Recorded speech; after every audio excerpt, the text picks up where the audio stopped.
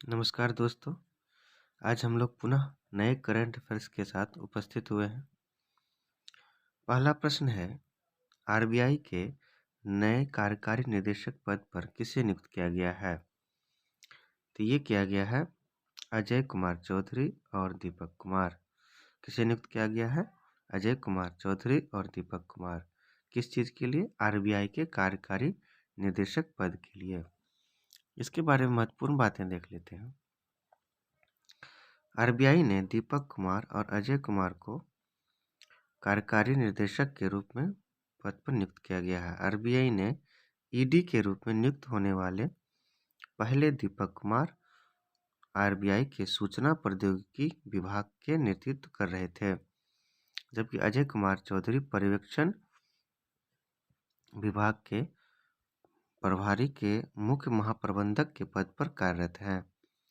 वर्तमान में आरबीआई के गवर्नर कौन है? तो शशिकांत दास। कौन है? शशिकांत दास। और आरबीआई की स्थापना कब हुई थी? 1935 में। कब हुई थी? 1 अप्रैल 1935 में। नेक्स्ट प्रश्न की ओर बढ़ते हैं। आरबीआई ने किस पेमेंट बैंक को अनुसूचित बैंक का दर्जा दिया है? आरबीआई ने किस पेमेंट बैंक को अनुसूचित बैंक का दर्जा दिया है? तो यह है एयरटेल पेमेंट बैंक। किसे दिया है? Airtel payment bank. इसके बारे में महत्वपूर्ण बातें देख लेते हैं। आरबीआई रिजर्व बैंक ने एयरटेल बैंक को अनुसूचित बैंक का दर्जा दिया है। एयरटेल बैंक 115 मिलियन उपभोक्ताओं के आधार के साथ देश की सबसे तेजी से बढ़ने वाली डिजिटल बैंकों में से एक है। एयरटेल थैंक्स ऐप की मदद से एयरटेल पेमेंट बैंक ने बैंकिंग बिंदुओं के खुदरा नेटवर्क के माध्यम से डिजिटल समाधानों को काफ़ी सरल बनाया है। एयरटेल के एमडी और सीईओ कौन है? नुब्रता विश्वास। कौन है? नुब्रता विश्वास। और एयरटेल का मुख्यालय कहाँ है? नई दिल्ली। कहाँ है एयरटेल का मुख्यालय? नई दिल्ली। एयरटेल पेमेंट बैंक की स्थापना कब हुई थी? 2017 में। कब हुई थी? 2017 में। और एयरटेल का मुख्यालय कहाँ है? नई दिल्ली में। और वर्तमान में एमडी कौन है? तो नुब्रता विश्वास। नेक्स्ट प्रश्न की ओर आगे बढ़ते हैं। ओएनजीसी की पहली महिला सीएमडी के रूप में किसे नियुक्त किया गया? तो ये है अल्फा मित्तल। किसे नियुक्त किया गया है? ये अल्फा मित्तल। ओएनजीसी की पहली महिला सीएमडी के रूप में किसे नियुक्त किया गया है? तो ये है अल्फा मित्तल। इसके बारे में महत्वपूर्ण बातें देख लेते हैं। तेल और प्राकृतिक गैस निगम लिमिटेड के अंतरिम अध्यक्ष और प्रबंध निदेशक के पद पर अल्फा मित्तल को नियुक्त किया गया है, जो कि ओएनजीसी के पद पर नियुक्त होने वाली पहली महिला और सीएमडी है। अल्फा मित्तल ओएनजीसी के पूर्व अध्यक्ष और प्रबंध निदेशक के सुभाष कुमार की जगह लेंगे। अर्थात ओएनजीसी के पूर्व में कौन थे?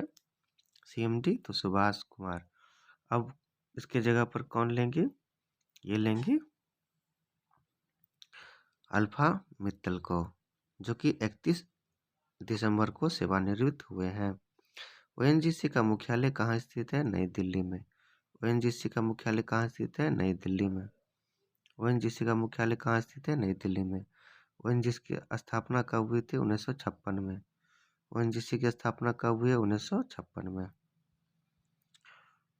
नेक्स्ट प्रश्न की ओर बढ़ते हैं। All India federation cup carrom tournament 2021 में महिला वर्ग का खिताब किसने जीता है? तो ये है रश्मि कुमारी। किसने जीता है? Rashmi Kumari. All India federation cup carrom tournament में महिला वर्ग का खिताब किसने जीता है? तो रश्मि कुमारी ने। इसके बारे में महत्वपूर्ण बातें देख लेते हैं।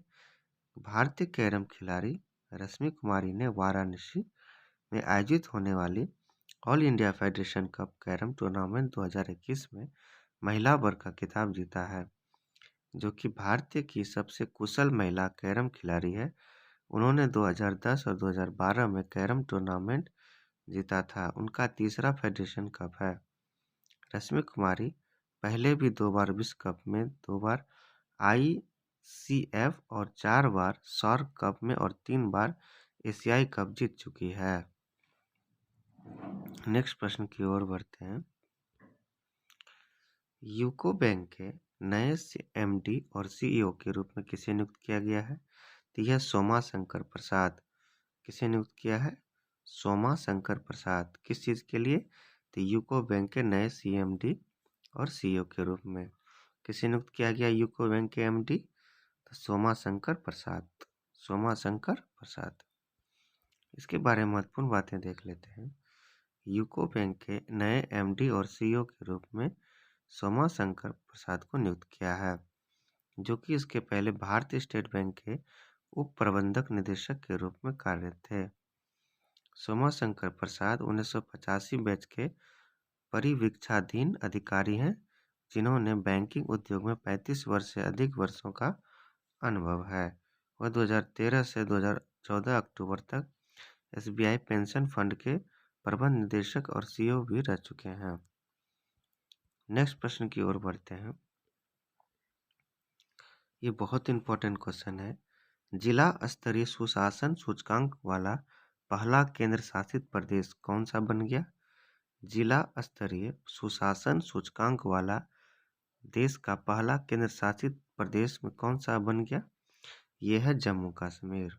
कौन बन गया है? तो ये जम्मू कश्मीर। इसके बारे में महत्वपूर्ण बातें देख लेते हैं। जिला स्तरीय सुशासन सूचकांक वाला पहला केंद्रीय प्रदेश जम्मू कश्मीर बना है। इससे डॉक्टर जितेंद्र सिंह ने प्रशासनिक सुधार और लोक शिकायत विभाग के नवीन नियुक्त सचिव श्रीनिवासन की जानकारी लेने के बाद बनाया गया। यह सूचकांक जम्मू कश्मीर के 20 जिलों में कार्यालय, फाइलों और अन्य मामलों से संबंधित निपटान के आधार पर जारी किया गया है। जम्मू कश्मीर की राजधानी का नाम श्रीनगर। जम्मू कश्मीर के वर्तमान उपराज्यपाल मनोज सिन्हा। जम्मू कश्मीर के वर्तमान उपराज्यपाल कौन है? मनोज सिन्हा। नेक्स्ट प्रश्न की ओर बढ़ते हैं। रोटोमैक कंपनी के मालिक कौन थे, जिनका निधन 73 वर्ष की आयु में हो गया? तो यह है विक्रम कोठारी। कौन है? विक्रम कोठारी। रोटोमैक कंपनी के मालिक। देख सकते हैं इनकी तस्वीरें। इसके बारे में महत्वपूर्ण बातें देख लेते हैं। रोटोमैक कंपनी के मालिक विक्रम कोठारी का 73 साल की आयु में निधन हो गया, जिनका निधन उत्तर प्रदेश के कानपुर में हुआ और विक्रम कोठारी ने पान मसाला और रोटोमैक पेन लॉन्च किया था। विक्रम कोठारी ने 1995 में रोटोमैक पेन को लॉन्च किया था। यह काफ़ी बहुत ही प्रचलित पेन थी और अभी भी चल रही है, जिसमें उन्होंने कड़ी मेहनत के बाद 10 वर्ष हो गए कंपनी की कीमत 100 करोड़ रुपये तक पहुंचाई थी। रोटोमैक कंपनी का विज्ञापन टाइटल लिखते लिखते लव हो जाए को मशहूर अभिनेत्री रवीना टंडन ने पहली बार लॉन्च किया था। ये बहुत इंपॉर्टेंट क्वेश्चन है कि किस अभिनेत्री ने रोटोमैक कंपनी के विज्ञापन का टाइटल लिखा था जिसमें लिखते लिखते लव हो जाए और उसका निधन हो गया था? तो यह विक्रम कोठारी। ये बहुत ही इंपॉर्टेंट क्वेश्चन है। नेक्स्ट प्रश्न की ओर बढ़ते हैं। किसने फोटो पत्रकारिता में रामनाथ गोयनका पुरस्कार जीता? तो यह है जिशान ए लतीफ़। कौन है? जिशान ए लतीफ़।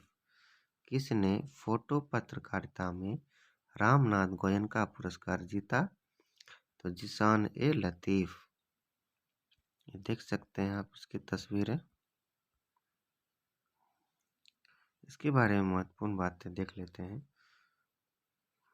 फोटो पत्रकारिता श्रेणी में रामनाथ गोयनका पुरस्कार से जिशान ए लतीफ़ को सम्मानित किया गया। जिशान ने अपने फोटो निबंध NRC में कठिन संघर्ष को दर्शाया, जिसे अक्टूबर 2019 में द कारवां में प्रकाशित किया गया था, जिसमें उन्होंने लोगों की दुर्दशा का दस्तावेजीकरण किया था, जिसे राष्ट्रीय नागरिक रजिस्टर से हटा दिया था। नेक्स्ट प्रश्न की ओर बढ़ते हैं। दक्षिण ध्रुव पर अकेले पहुंचने वाली अश्वेत महिला कौन बनी है? दक्षिण ध्रुव पर अकेले पहुंचने वाली अश्वेत महिला कौन सी बनी है? यह हरप्रीत चंडी। कौन बनी है? हरप्रीत चंडी। देख सकते हैं आप इनकी तस्वीरें। हरप्रीत चंडी दक्षिणी ध्रुव पर पहुंचने वाली पहली अश्वेत महिला है। इसके बारे में महत्वपूर्ण बातें देख लेते हैं। 32 वर्षीय भारतीय मूल के अधिकारी एवं फिजियोथेरेपिस्ट हरप्रीत चंडी ने दक्षिणी ध्रुव पर अकेले पहुंचने वाली पहली अश्वेत महिला बनी, जिन्हें पोलर प्रीत के नाम से भी जाना जाता है। वह अपने 40वें दिन के अंत तक 400 मील तक यात्रा अपने सेफ्टी किट के साथ 50 डिग्री सेल्सियस से नीचे तापमान तक के संघर्ष के बाद दक्षिणी ध्रुव पर पहुंची है। इस रिकॉर्ड को बनाने के लिए उन्होंने 60 मील प्रति घंटे की गति से चल रही हवाओं से लड़ते हुए वहां पहुंचकर इतिहास रचा है। नेक्स्ट प्रश्न की ओर बढ़ते हैं। किस राज्य का गंजम जिला बाल विवाह मुक्त बना? तो यह है उड़ीसा। कौन है? उड़ीसा। किस राज्य का गंजम जिला बाल विवाह मुक्त बना? यह है उड़ीसा। इसके बारे में महत्वपूर्ण बातें देख लेते हैं। उड़ीसा राज्य का गंजम जिला बाल विवाह मुक्त जिला बनने वाला पहला जिला बन गया, जिसमें जिला प्रशासन पिछले 2 सालों में 450 बाल विवाह और वीडियो रिकॉर्ड 48,383 विवाहों को रोकने में सक्षम रहा। केंद्र सरकार ने राज्य सरकार से गंजम में निर्भया करी नाम से एक पहल शुरू की थी, जिसमें 12 से 18 साल की उम्र की लड़कियां अगर 5 दिनों तक स्कूल में अनुपस्थित है तो शैक्षणिक संस्थानों को प्रशासन को इसकी सूचना देना अनिवार्य किया गया था, ताकि किशोरियों पर नज़र रखी जा सके। इसके अलावा प्रशासन ने विवाह के लिए आधार कार्ड को जिला में अनिवार्य कर दिया था। यदि आप लोगों को हमारा चैनल पसंद आया हो तो कृपया लाइक और सब्सक्राइब करना न भूलें। धन्यवाद।